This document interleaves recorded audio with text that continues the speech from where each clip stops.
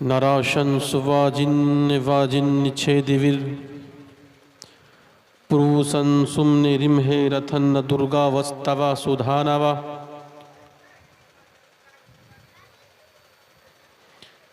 माँ भारता भारतन द्योषन्नमा सौसार मृत्यु सौसा जो जामया अपर्थयस्यतु सुखायन दुदुर्सते लाइला हरने पापम इल्लल्लाह परमापदम कुनत पराप्त अनोते जपे नाम मोहामिद कृष्णौतार तन्यारत पंतिम पृथ्वी मध्यम अर्ण संख्या रतम बलवत् सदानम पृथ्वी सदी यहाँ न पक्षपात का कुछ राखू वेद पुराण सतमत भागु बरस सहस्द सुंदरम होवे ताके बात न पावे कोई कोटि कोटि प्रणामनत मस्तक सकल पर जा जन्म है दीन विंदु दया नदी अभिनंदनम अभिनंदनम स्वागतम शाहे उमम जन्म तिथि द्योदश रबीउल अव्वलम शुभ मंगलम प्रतिभा अतुभुत अलौकिक अति सुंदरम अवतारों में सबसे उत्तम सिंहासन है आपका। अवतारों में सबसे उत्तम सिंहासन है आपका। हर उम्मती के हृदय पर शासन है आपका। हर उम्मती के हृदय पे शासन है आपका। हीरे जवाहरात लेकर के मैं क्या करूं? हीरे जवाहरात लेकर के मैं क्या करूं? मेरे लिए तो कीमती दर्शन है आपका। मेरे लिए तो कीमती दर्शन है आपका। अजीज़ान गिरामी, अल्लाह ताला का बहुत बड़ा करम एहसान ये हुआ कि अल्लाह ने हम सबको दीन की निस्बत से थोड़ी देर दीन की बातें कहने और सुनने की तौफीक दी। दुआ कीजिए अल्लाह ताला हम सबको हक कहने, हक सुनने और हक पर अमल की तौफीक अता फरमाए। नौजवानों, मैंने चंद श्लोक और अहादीस मुबारका कुरान की आयत मैंने तिलावत की है, लेकिन ये शादी का प्रोग्राम है और शादी का भी कुछ मैसेज यहाँ से इंशाअल्लाह जाएगा। लेकिन एक बात आप अपने दिल के अंदर इस इरादे से आप बैठिए, इस अज़्म के साथ बैठिए कि इंशाअल्लाह जिस चीज को हम लोग सुनेंगे उस पर जरूर अमल करेंगे। इंशाअल्लाह करेंगे इंशाअल्लाह। नौजवानों, अल्लाह तबारक व तआला ने पैगंबरों को ऐसे हालात में भेजा,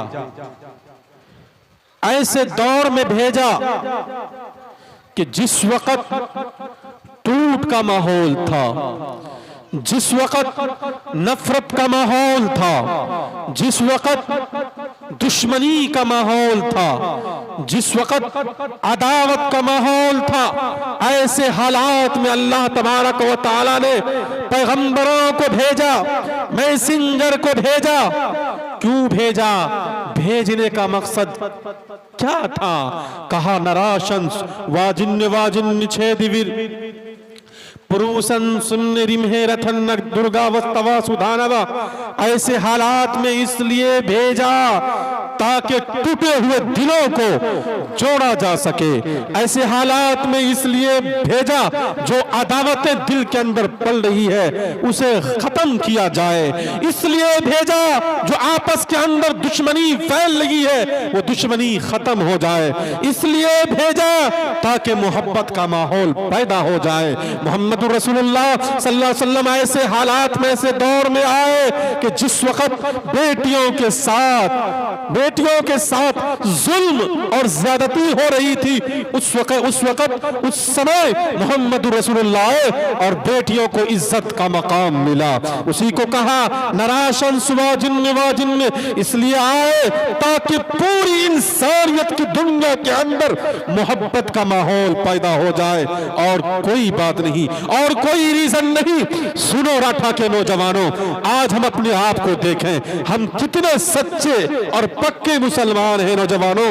याद रखो, अगर आपने अपने दिल के अंदर कीने को पाला, अगर आपने अपने दिल के अंदर हसद को पाला, अगर आपने अपने दिल के अंदर अदावत को पाला, दुश्मनी को पाला, याद रखो मुसलमानों, कभी आप तरक्की के दहलीज पर नहीं पहुंच सकते। इसलिए हसद को, अदावत को दिल से निकालना पड़ेगा। जब समाज का जायजा लिया जाए, जब समाज के अंदर अगर जायजा लेने के बाद आपको ये पता चलेगा एक पड़ोसी दूसरे पड़ोसी से परेशान है, परेशानी की वजह क्या है? एक पड़ोसी दूसरे पड़ोसी से दुखी है, दुखी क्यों है?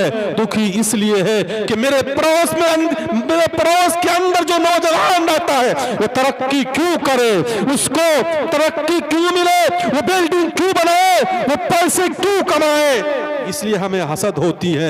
हमें अपनी बीमारी से इतनी तकलीफ नहीं पहुंचती, हमें अपनी डायबिटीज जैसी बीमारी से तकलीफ नहीं पहुंचती जितना कि समाज के अंदर अगर कोई नौजवान, अगर कोई नौजुवक तरक्की कर रहा होता है, हमें तकलीफ होती है। नौजवानों, इस चीज को दिल से हटा दो, हसद को दिल से हटा दो, कीने को दिल से निकाल दो। इंशाअल्लाह ये समाज तरक्की के दहलीज पर पहुंच जाएगा। नौजवानों, अगर पड़ोस में अगर कोई तरक्की कर रहा है, अगर किसी को दौलत मिल रही है, अल्लाह से दुआ करो, अल्लाह मैं किसी से हसद करने वाला नहीं, मैं किसी से अदावत करने वाला नहीं, मैं किसी से दुश्मनी करने वाला नहीं अल्लाह, बल्कि मेरा किरदार तो ये है, रात के 12 बजे, रात के 1 बजे अगर समाज के अंदर, पड़ोस के अंदर रहने वाला अगर कोई मुस्लिम व्यक्ति मुझे पुकारता है कि फुला खिदमत के लिए आपको जाना है, अल्लाह मैं उसकी खिदमत के लिए तैयार रहता हूं। अल्लाह से दुआ करो, अल्लाह मेरे बाजू के अंदर ऐसी ताकत दे ताकि मैं यतीमों का सहारा बन सकूं, अल्लाह मेरे पांव में ऐसी ताकत दे ताकि मैं गरीबों और मजलूमों का सहारा बन सकूं।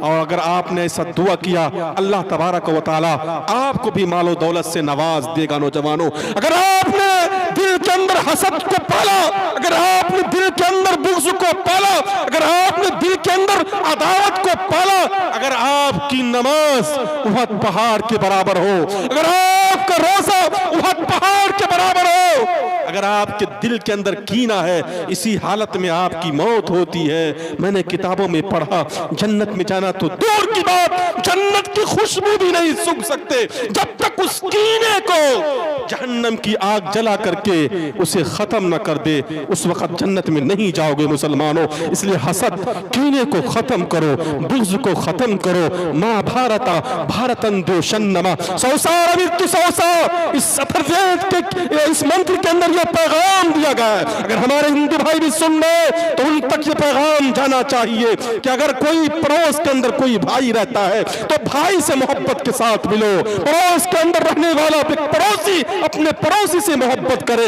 बहन बहन से मोहब्बत करे। इन तमाम वालों को इस मंत्र के अंदर पैगाम दिया गया है कि नफरत के माहौल को खत्म किया जाए। नौजवानों, अगर हमने दिल के अंदर नफरत को पाला, अगर हमने दिल के अंदर अदावत को पाला, अगर हमने दिल के अंदर बुग़्ज़ को पाला, कसम परवरदिगारे आलम की, हम दुनिया का अच्छा डॉक्टर हो सकते हैं, हम दुनिया का एक अच्छा कलेक्टर हो सकते हैं, हम दुनिया का एक अच्छा मास्टर हो सकते हैं, दुनिया का एक अच्छा हाफिज कुरान हम हो सकते हैं, लेकिन तुम मोहम्मद रसूलुल्लाह सल्लल्लाहु अलैहि वसल्लम का सच्चा आशिक नहीं हो सकते, नहीं हो सकते।